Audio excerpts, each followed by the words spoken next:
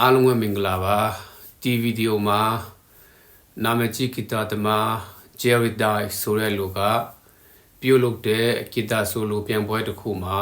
မြန်မာနိုင်ငံရဲ့လူငယ်ဂီတာသမားဖြစ်တဲ့ Linda ရဲ့ပါဝင်စင်ပြိုင်တီးခတ်မှုကိုအတူတူကြည့်ကြမယ်ဒီထဲမှာသူတုံးထားတဲ့ technique တွေသူရဲ့ speed တွေကတော့အရန်ကိုမိုက်ပြီးမှသူဖန်တီးထားတဲ့ solo ဟာဆိုရင်လေအရန်ကိုနားထောင်လို့ခေါင်းပါတယ် okay အတူတူနားထောင်ကြမယ်နော်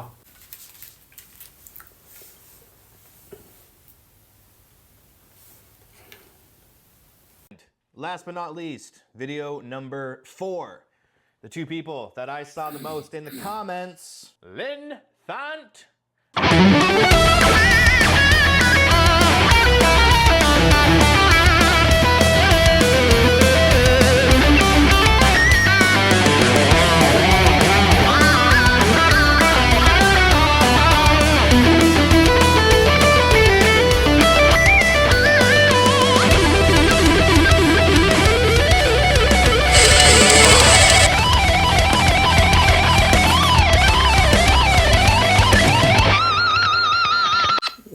အရန်ကိုမိုက်ပါတယ်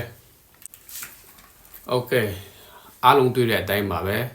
သူဖန်တီးထားတဲ့ solo ဟာဆိုရင်အရန်ကိုနားထောင်လို့ကောင်းပါတယ်ဗီဒီယိုကတော့ဒီလောက်ပါပဲအဆုံးထိကြည့်စုပေးတဲ့အတွက်အားလုံးကိုကျေးဇူးတင်တယ်ကျွန်တော်ရဲ့ဗီဒီယိုကိုကြိုက်တဲ့ဆိုတော့ like share နဲ့ follow လုပ်ပေးဖို့တောင်းဆိုချင်ပါတယ်အားလုံးကိုကျေးဇူးတင်ပါတယ်နောက်ဗီဒီယိုမှာပြန်တွေ့ကြမယ်